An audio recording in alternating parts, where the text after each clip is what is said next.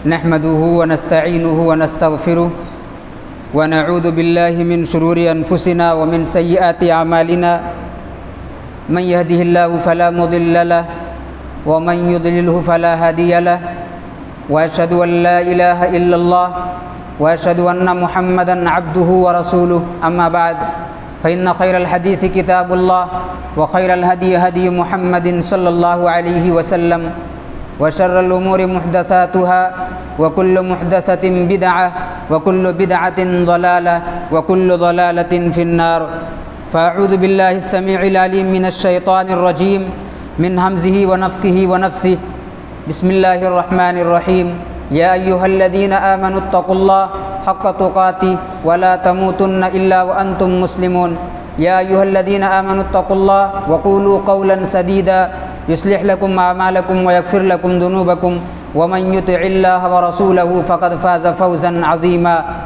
وقال الله تبارك وتعالى في كلامه المجيد والفرقان الحميد وأنكحوا الأيام منكم والصالحين من عبادكم وإمائكم إن يكونوا فقراء يغنيهم الله من فضله والله واسع عليم وقال النبي صلى الله عليه وسلم تنكح المرأة لأربع ولمالها ولحسبها ولجمالها ولدينها فاظفر بذات الدين تربت يداك۔ محترم سامعین و سامعات، گزشتہ درس میں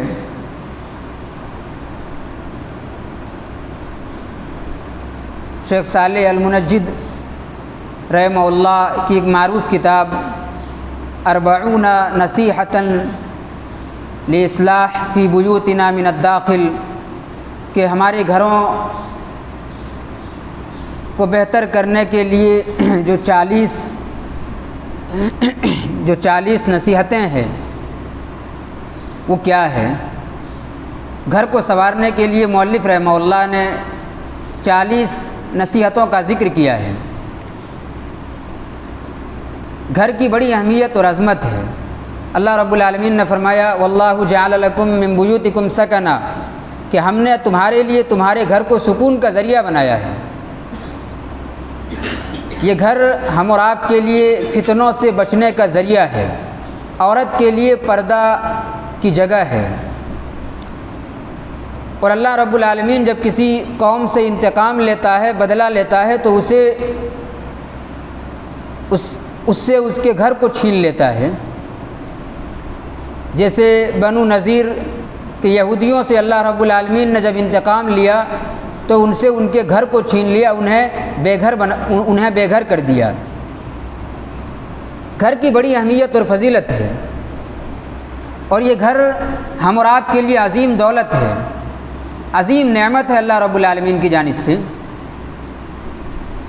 لیکن جب اس گھر میں بگاڑ ہو تو یہ گھر ہمارے لیے سکون کم اور سزا زیادہ بن جاتی ہے۔ لہذا گھروں کی اصلاح کے لیے کن چیزوں کو اپنانا چاہیے اور کون سی چیز سب سے اہم ہے، اس چیز کو جاننے کی کوشش کریں گے۔ محترم بھائیوں، گھر کی اصلاح کے لیے سب سے جو بنیادی چیز ہے وہ کھانا سازی، گھر کی تکوین، یعنی بیوی کا انتخاب، بیوی کا حسن انتخاب۔ گھر کی اصلاح میں سب سے جو بنیادی کردار ہے وہ یہ کہ بیوی کا انتخاب۔ انسانی زندگی میں انسان بہت سے فیصلے لیتے ہیں، البتہ کچھ فیصلے ایسے ہوتے ہیں جو ہماری زندگی کا رخ متعین کر دیتے ہیں۔ بظاہر ہمیں معلوم نہیں ہوتا ہے کہ یہ فیصلہ کس قدر اہم ہے، لیکن یہ فیصلہ اس قدر اہم ہوتا ہے کہ یہ فیصلے ہماری زندگی کے رخ کو متعین کرتے ہیں۔ انہی فیصلوں میں سے ایک اہم فیصلہ ہے شریک حیات کا انتخاب کرنا، بیوی کا انتخاب کرنا۔ یہ زندگی کا سب سے اہم فیصلہ ہے۔ اکثر لوگ یہ سمجھتے ہیں کہ نکاح صرف ایک ضرورت ہے یا محض سماجی رسم ہے، حالانکہ حقیقت اس سے کہیں زیادہ گہری ہے، اس لیے کہ نکاح گھر کی بنیاد ہے۔ بیوی کا انتخاب یہ گھر کی بنیاد ہے، اور گھر وہ جگہ ہے جہاں ایمان مضبوط ہوتے ہیں، جہاں اخلاق بنتے ہیں، جہاں انسان کا ایمان مضبوط بھی ہوتا ہے اور بسا اوقات انسان کا ایمان کمزور بھی ہوتا ہے۔ گھر وہ جگہ ہے جہاں سے ایک نئی نسل پروان چڑھتی ہے۔ اسی لیے اسلام نے ہمیں سکھایا ہے کہ ہم اپنی خواہشات کے مطابق فیصلہ نہ کریں۔ اسلام نے ہمیں یہ رہنمائی دی ہے کہ کسی چیز کے بگڑنے سے پہلے اس کی اصلاح کر لیں، گھر کو پہلے بہتر بنا لیں، اور اس کو بہتر بنانے کے لیے سب سے پہلے جو بنیادی ضرورت ہے اور بنیادی چیز ہے وہ یہ کہ بیوی کا انتخاب بہتر ہونا چاہیے۔ اسلام ہمیں یہ اصول سکھاتا ہے کہ خانہ سازی بہت ضروری ہے، گھر کی تکوین بہت ضروری ہے، اور گھر کی تکوین یہ ہے کہ ہمارے جو گھر ہیں یہ شروع سے ایسے اصولوں پر قائم رہے کہ مستقبل میں ہمیں گھر کی اصلاح کی ضرورت ہی نہ پڑے، گھر کو بہتر بنانے کی ضرورت ہی نہ پڑے۔ محترم سامعین کرام، اب سوال یہ ہے کہ اس گھر کی سب سے پہلی اینٹ کیا ہے؟ ہم جس گھر کو سنوارنے جا رہے ہیں، جس گھر کی اصلاح کرنے جا رہے ہیں، جس گھر کو بہتر بنانے جا رہے ہیں، اس گھر کی سب سے پہلی اینٹ کیا ہے؟ یاد رہے، گھر کی سب سے پہلی اور بنیادی جو اینٹ ہے وہ ہے نیک بیوی کا انتخاب کرنا، بہتر بیوی کا انتخاب کرنا۔ یہ کوئی معمولی بات نہیں ہے۔ انسانی زندگی میں انسان کا بیوی کا انتخاب کرنا یہ کوئی معمولی مسئلہ اور معمولی بات نہیں ہے، اس لیے کہ آپ جس خاتون سے شادی کرنے جا رہے ہیں وہ صرف ایک خاتون نہیں ہے، آپ کی بیوی صرف ایک خاتون نہیں ہے، بلکہ وہ ماں بنے گی، وہ مستقبل میں آپ کے بچوں کے استاد بنے گی، وہ بچوں کی مربیہ بنے گی۔ اس ماں کی گود بچوں کا پہلا مکتب اور پہلا مدرسہ ہوگا، اس ماں کی گود بچوں کے لیے پہلا مکتب ہوگا، اور وہی ماں بچوں کی پہلی استاد ہوگی۔ وہی عورت گھر کے ماحول کو بہتر بنائے گی۔ اس لیے اگر یہ بنیاد بہتر طریقے سے اس بنیاد کو آپ نے بہتر طریقے سے نہیں سانچا یا بہتر بیوی کا انتخاب نہیں کیا تو پھر ساری عمارت ہل جائے گی۔ لیکن اگر بیوی دیندار ہو، بااخلاق ہو، سمجھدار ہو تو وہی گھر سکون کا گہوارہ بن جاتا ہے، اور اگر بیوی دیندار نہ ہو، بیوی اگر بہتر نہ ہو، بیوی اگر بااخلاق نہ ہو تو وہ گھر سکون کا گہوارہ نہیں بنتا ہے بلکہ آزمائش کی جگہ بن جاتی ہے۔ لہذا انسانی زندگی میں سب سے اہم جو فیصلہ ہوتا ہے وہ یہ کہ بہتر بیوی کا انتخاب کرنا۔ اسی لیے اللہ رب العالمین نے فرمایا وَأَنكِحُوا الْأَيَامَ مِنكُمْ کہ لوگوں تم میں سے جو بے نکاح ہیں، جن کی ابھی شادی نہیں ہوئی ہے، ان کے نکاح کر دو۔ وَالصَّالِحِينَ مِنكُمْ وَالصَّالِحِينَ مِنْ عِبَادِكُمْ وَإِمَائِكُمْ اور تم میں سے جو غلام اور جو لونڈی جو نیک ہیں ان کی بھی شادی کر دو۔ إِن يَكُونُوا فُقَرَاءَ يُغْنِيهِمُ اللَّهُ مِنْ فَضْلِهِ وَاللَّهُ وَاسِعٌ عَلِيمٌ اگر ان میں سے کوئی فقیر ہیں تو اللہ تعالیٰ اپنے فضل سے ان کو غنی کر دے گا۔ یہاں آیت کریمہ میں اللہ رب العالمین نے ایک اہم لفظ کا استعمال کیا کہ الصالحین، یہ صرف ایک لفظ نہیں بلکہ پورا معیار ہے، اس لیے کہ صالحین سے مراد وہ ہیں جن میں یہ صفات موجود ہوں۔ لہذا جب آپ شادی کے لیے بیوی کا انتخاب کریں تو صالحہ عورت سے شادی کریں، نیک عورت سے شادی کریں۔ اور صالحہ عورت کی صفات کیا ہے؟ کون سی عورت ہیں جو صالحہ ہے؟ اس کی صفات یہ ہے، نمبر 1 عقیدہ صحیح ہو، ایسی عورت سے شادی کریں جو خالص توحید والی ہو، جو شرک سے پاک ہو۔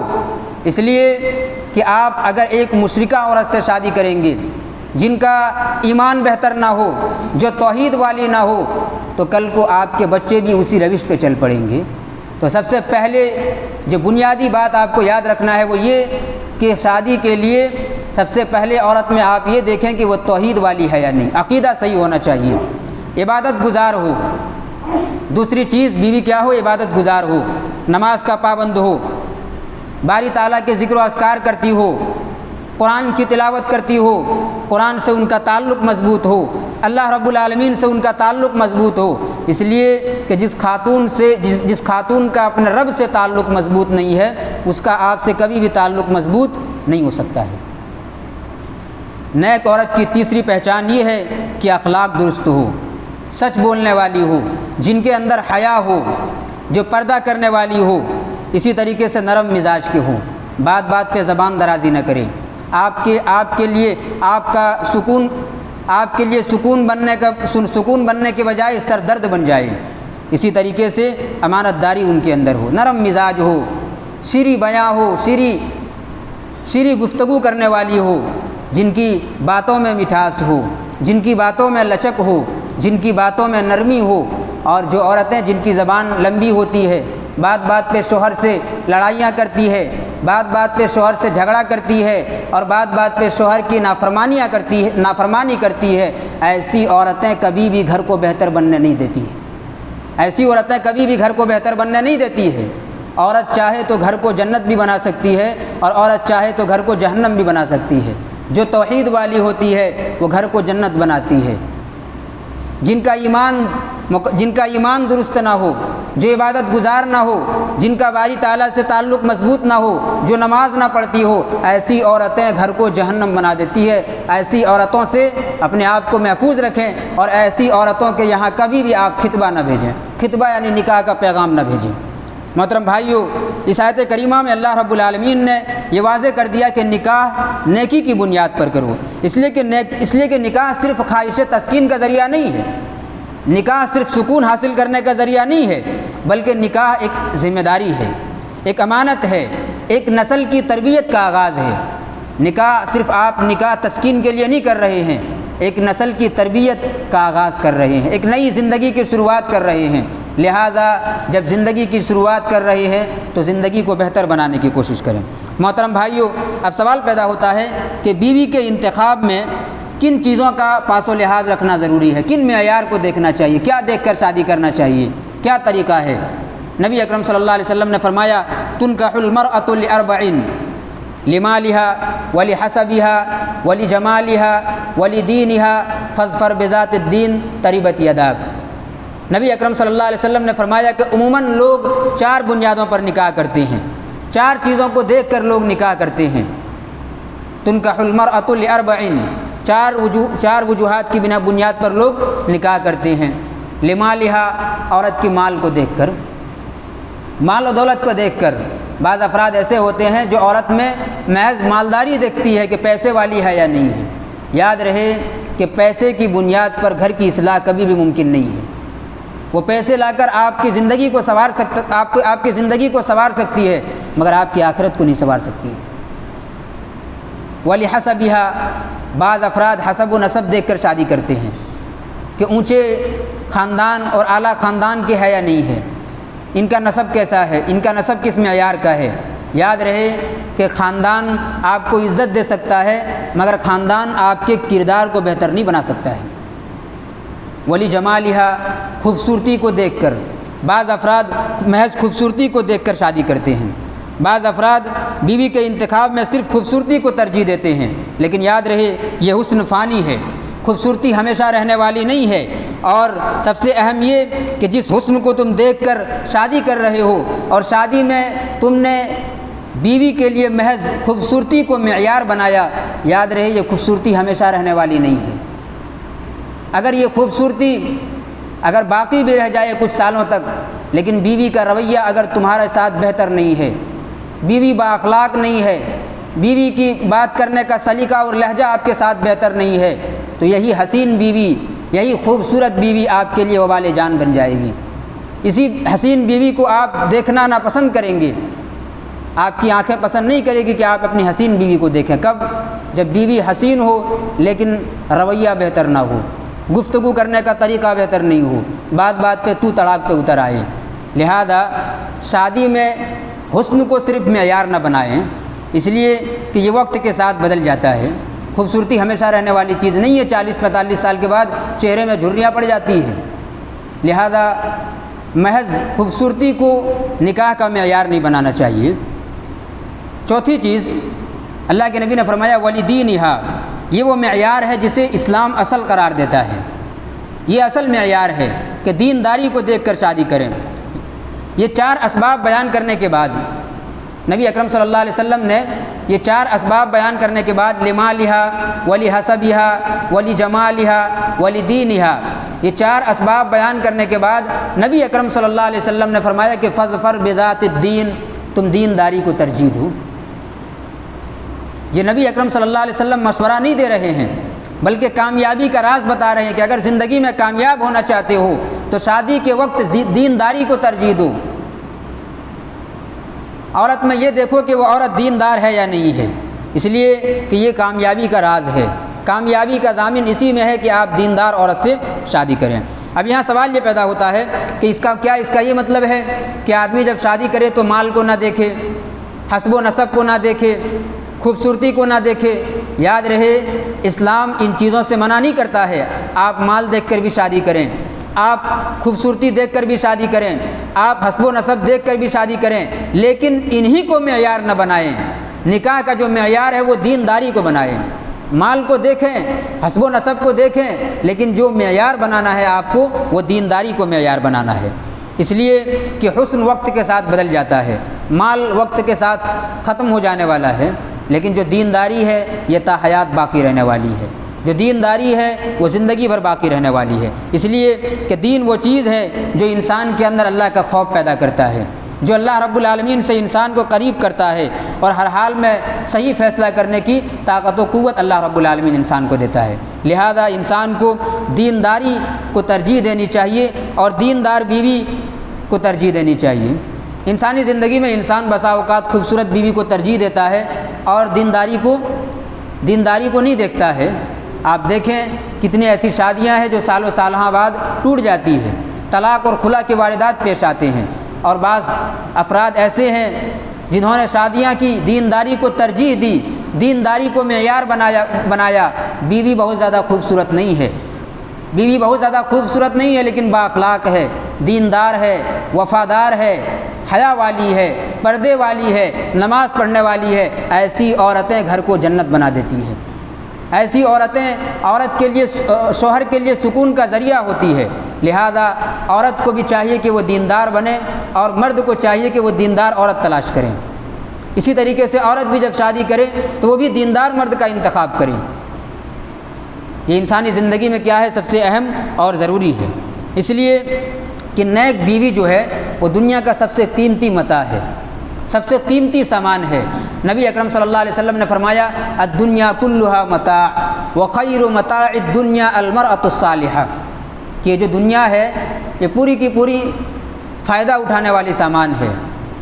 وخیر متاع الدنیا، اور دنیا میں سب سے بہتر جو قیمتی سامان ہے المرأۃ الصالحہ، وہ نیک بیوی ہے۔ یہاں نبی اکرم صلی اللہ علیہ وسلم نے ایک بہت ہی گہرا نقطہ بیان کیا کہ نبی صلی اللہ علیہ وسلم نے پوری دنیا کو ایک لفظ میں سمیٹ دیا۔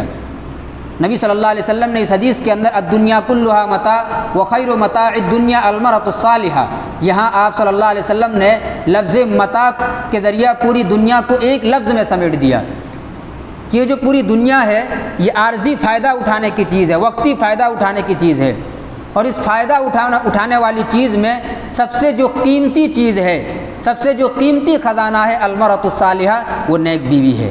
کیونکہ نیک بیوی شوہر کے دین کی حفاظت کرتی ہے، شوہر کو گناہوں سے بچاتی ہے، نیک بیوی اولاد کو دین سکھاتی ہے، نیک بیوی گھر کے ماحول کو بہتر بناتی ہے، نیک بیوی گھر کے افراد میں دینداری کو پیدا کرتی ہے، نیک بیوی شوہر کو نماز کی تلقین کرتی ہے، نیک بیوی فجر کی اذان ہوتے ہی شوہر کو نماز کے لیے اٹھاتی ہے، بچوں کو نماز کے لیے اٹھاتی ہے، سونے سے پہلے بچوں کو دعائیں سکھاتی ہے، اور اس طریقے سے گھر کا مکمل گھر کا جو ماحول ہے وہ دینداری میں تبدیل کر دیتی ہے۔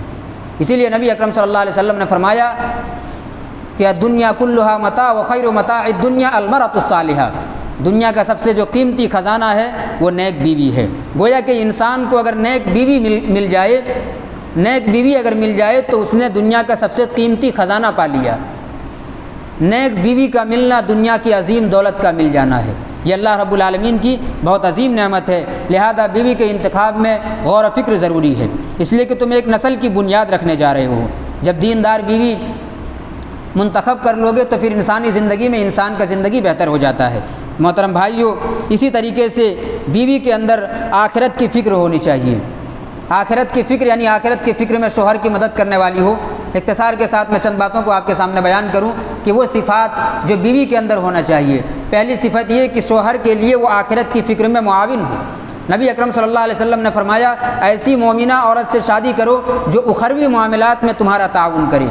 ایک دوسرے حدیث میں، حدیث مسند احمد کے اندر امام احمد بن حنبل رحمہ اللہ نے نقل کیا ہے، نبی اکرم صلی اللہ علیہ وسلم نے فرمایا کہ دنیا کا جو سب سے قیمتی خزانہ ہے وہ نیک بیوی ہے، اس لیے کہ یہ نیک بیوی تمہیں دنیاوی معاملات میں بھی اور دینی معاملات میں بھی تمہاری رہنمائی کرتی ہے، تمہاری مدد کرتی ہے۔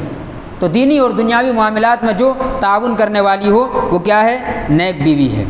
محترم بھائیوں، یہ چند باتیں نیک بیوی کے متعلق ہم نے آپ کے سامنے رکھا، مزید باتیں ہیں، البتہ اس عنوان کے اس حصے کی آخری بات کو میں آپ کے سامنے پیش کروں کہ ہم نے یہاں تک جان لیا کہ گھر کی اصلاح کے لیے جو سب سے بنیادی چیز ہے وہ یہ کہ نیک بیوی ہے۔ نیک بیوی کا منتخب کرنا یہ سب سے ضروری ہے۔ نبی اکرم صلی اللہ علیہ وسلم نے اسی لیے فرمایا کہ علیکم بالابکار، تم کنواری عورت سے شادی کرو، تم کنواری عورت سے شادی کرو۔ ایک دوسری روایت میں آپ صلی اللہ علیہ وسلم نے فرمایا اقل خبا ای خداعا، وہ کم دھوکے باز ہوتی ہے، وہ کم دھوکے باز ہوتی ہے۔ اس حدیث میں آپ صلی اللہ علیہ وسلم نے ایک لمبی حدیث ہے اس سے پہلے جہاں آپ صلی اللہ علیہ وسلم نے بیان کیا کہ عورتوں میں ایسی خوبیاں دیکھو، ایسی خوبیاں دیکھو کہ جو تمہارے لیے آخرت میں جو تمہارے آخرت میں تعاون کریں۔ نماز پڑھنے میں آخرت میں تعاون کا مطلب یہ ہے کہ جب آپ سو جائیں رات کو تو بیوی فجر میں اٹھ کر آپ کو نماز کے لیے جگائے، شوہر بھی بیوی کو نماز کے لیے جگائے۔ اسی طریقے سے دنیاوی معاملات میں بھی بیوی کیا کرے؟ آپ کو تعاون کرے۔ یہ جو حدیث ہے جہاں نبی اکرم صلی اللہ علیہ وسلم نے فرمایا علیکم بالابکار، کنواری عورت سے شادی کرو، یہاں نبی اکرم صلی اللہ علیہ وسلم نے کنواری عورت کی ایک خوبی یہ بیان کی، یہ کم چیزوں پر راضی رہتی ہے، وہ ارضی بالیسیر، یہ کم چیزوں پر کیا ہے؟ راضی رہتی ہے، ان کی ڈیمانڈ بہت زیادہ نہیں ہوتی ہے، یہ کم چیزوں پر راضی رہتی ہے۔ محترم بھائیوں، یہ چند باتیں نیک بیوی کے متعلق میں نے آپ کے سامنے رکھا۔ آخری چیز کہ ایک انسان شادی کر لیتا ہے، اب شادی کرنے کے بعد انہیں محسوس ہوتا ہے کہ بیوی نیک نہیں ہے، اب گھر کے حالات بہتر نہیں ہوتے ہیں، گھر بگڑ جاتے ہیں، گھریلو ماحول بہتر نہیں ہوتا ہے۔ ایسے وقت میں انسان کو کیا کرنا چاہیے؟ بیوی کی اصلاح کا طریقہ کیا ہے؟ یہ جو مسئلہ پیش آتا ہے شادی کے بعد میاں بیوی کے درمیان، یہ دراصل چند وجوہات کی بنیاد پر آتا ہے۔ پہلی وجہ یہ کہ انسان شادی کے وقت خوبصورتی کو ترجیح دیتا ہے، دینداری کو ترجیح نہیں دیتا ہے۔ جب دینداری کو ترجیح نہیں دیتا ہے تو شادی کے بعد محسوس ہوتا ہے کہ کاش دینداری کو ترجیح دیتے، خوبصورتی ان کے سامنے بے قیمت اور بے حیثیت ہو جاتی ہے۔ تو یہ پہلی وجہ ہوتی ہے شادی کے بعد میاں بیوی کے درمیان انبن ہونے کی۔ دوسری وجہ یہ کہ انسان یہ تصور کرتا ہے بعد میں اصلاح کر لیں گے، ٹھیک ہے ابھی ان میں خامیاں ہیں، خرابیاں ہیں، اخلاق بہتر نہیں ہے، کردار بہتر نہیں ہے، شادی کے بعد بہتر سانچے میں ڈھل جائیں گے، لیکن انسان کوششوں کے باوجود بھی ناکام رہتا ہے بسا اوقات۔ تیسری چیز یہ کہ انسان بسا اوقات خاندانی دباؤ میں آ کر شادی کر لیتا ہے۔ جب خاندانی دباؤ میں آ کر شادی کر لیتا ہے تو پھر کیا ہوتا ہے؟ شادی کے بعد میاں بیوی کے رشتے بہتر نہیں ہوتے ہیں۔ لیکن انسان کو اصلاح کی کوشش کرنی چاہیے، انسان کو اصلاح کی کوشش کرنی چاہیے۔ اللہ رب العالمین نے حضرت زکریا علیہ السلام کے متعلق فرمایا، اللہ تعالیٰ نے ان پر احسان جتاتے ہوئے فرمایا وَأَصْلَحْ لَهُ زَوْجَهُ، کہ ہم نے ان کی بیوی کی اصلاح کی۔ حضرت عبداللہ ابن عباس رضی اللہ تعالیٰ عنہ فرماتے ہیں کہ زکریا علیہ السلام کی بیوی باج تھی، اللہ تعالیٰ نے انہیں اولاد جنم دینے کی صلاحیت دی۔ عطا رحمہ اللہ بیان کرتے ہیں، ایک مفسر ہیں، وہ کہتے ہیں کہ ان کی بیوی کی زبان بہت طویل تھی، بہت لمبی زبان تھی، اللہ رب العالمین نے اس کی اصلاح کر دی۔ تو انسانی زندگی میں بسا اوقات ایسا ہوتا ہے کہ انسان ایسے فیصلے لے لیتے ہیں کہ شادی کے بعد محسوس ہوتا ہے کہ ہم نے جو فیصلہ لیا وہ غلط تھا، تو وہاں انسان کو اصلاح کی کوشش کرنی چاہیے، جیسا کہ اللہ رب العالمین نے حضرت زکریا علیہ السلام کی بیوی کی اصلاح کی۔ اصلاح کی چند صورتیں ہیں۔ بیوی اگر بہتر نہ ہو شادی کے بعد آپ نے محسوس کیا تو اس بیوی کی اصلاح کی چند صورتیں۔ نمبر 1، ان کے درجہ ایمان کو بلند کرنے کی کوشش کریں، ایمان کے متعلق انہیں بتائیں اور ان کے ایمان کو مضبوط کرنے کی کوشش کریں۔ نمبر 2، انہیں تہجد کے لیے آمادہ کریں، نوافل پر ان کو ابھاریں، فرض نماز کے ساتھ ساتھ ان کو نوافل پر ابھاریں، تہجد کی نماز کے لیے آمادہ کریں۔ اسی طرح تلاوت پر ابھارنا، بیوی کو تلاوت قرآن کا حکم دیں، تلاوت قرآن پر ابھاریں۔ چوتھی چیز، دعا یاد کرائیں اور آپ دعا بیوی کو خود بھی پڑھائیں، یعنی بیوی کا طور طریقہ رویہ اخلاق بہتر نہ ہو تو آپ دعا خود بھی یاد کریں، بیوی کو بھی یاد کرائیں، اور بیوی اگر یاد نہ کرتی ہو تو آپ ان کو پڑھائیں، ان کو سکھائیں۔ اسی طریقے سے دینی کتب کا مطالعہ کروائیں، صحابہ کرام کے واقعات سنائیں، صحابیات کے واقعات سنائیں، اور ان تمام چیزوں کے ذریعہ بیوی کی اصلاح کی کوشش کریں۔ اسی طریقے سے علماء کے بیانات سنائیں، علماء کے جو بیانات ہیں نیک بیوی کے اوپر، یہ تمام تر چیزیں ان کو سکھائیں۔ اسی طریقے سے دیندار سہیلیوں سے رابطہ کرائیں، ان کے جو دیندار سہیلیاں ہیں، جو اچھی سہیلیاں ہیں، ان سے ان کا رابطہ کرائیں اور ان کے ذریعہ ان کو نصیحت کروائیں۔ سب سے اہم چیز یہ کہ بری سہیلیوں سے ان کو دور رکھیں۔ بسا اوقات عورتیں بگڑتی کم ہیں، لیکن ان کی جو سہیلیاں ہوتی ہیں وہ اپنی باتوں کے ذریعہ ان کو بگاڑتے زیادہ ہیں۔ آپ دیکھیں عورتوں کے یہاں ایک خامی یہ ہوتی ہے کہ جب چند عورتیں آپس میں بیٹھتی ہیں تو یہ اپنے شوہر کی برائی بیان کر رہی ہے، وہ ان کے شوہر کی برائی بیان کر رہی ہے، پھر تیسری عورت جو ہوتی ہے وہ ان دونوں کو ان کے شوہروں کے خلاف بھڑکاتی ہے کہ آپ کے شوہر ایسے ہیں، آپ کی غیر موجودگی میں فلاں کے ساتھ تعلقات رکھتے ہیں، یا اسی طریقے سے آپ کے شوہر کا معاملہ یہ ہے۔ یعنی ایک عورت دوسری عورت کو ان کے شوہر کے تئیں بھڑکاتی ہے، تو یہ دراصل آپ کی بیوی کے لیے بری سہیلیاں ہیں۔ تو بیوی کو بری سہیلیوں سے دور رکھنا چاہیے، اس لیے کہ جب تک وہ بری لوگوں سے دور نہیں رہیں گے تب تک وہ برائی سے اپنے آپ کو محفوظ نہیں رکھ سکتی ہے۔ تو اصلاح کے یہ چند طریقے ہیں۔ پہلی چیز تو انسان کو کوشش کرنا چاہیے کہ نیک بیوی کا انتخاب کریں، لیکن انسان ہے، زندگی ہے، آپ نے ایسی عورت سے شادی کر لی جو نیک نہیں ہے، آپ کے لیے سر درد بن گئی ہے، تو آپ کوشش کریں کہ آپ ان کی اصلاح کریں، اصلاح کے یہ طریقے اپنائیں، ان کو نماز پڑھنے کی تلقین کریں، تہجد پہ ابھاریں، نوافل پہ ابھاریں، قرآن کی تلاوت کرائیں، اور حتی الامکان بری سہیلیوں سے دور رکھیں۔ 4 عورتیں جب آپس میں بیٹھتی ہے تو پھر ایک دوسرے کی چغلیاں ہی ہوتی ہیں، لہذا بری سہیلیوں سے ان کو محفوظ رکھیں۔ اللہ رب العالمین سے دعا ہے کہ اللہ تعالی ہم سبوں کو ان کئی باتوں پر عمل کرنے کی توفیق عطا فرمائے، آمین۔ ربنا تقبل منا انک انت السمیع العلیم، وآخر دعوانا ان الحمد للہ رب العالمین، والسلام علیکم ورحمۃ اللہ وبرکاتہ۔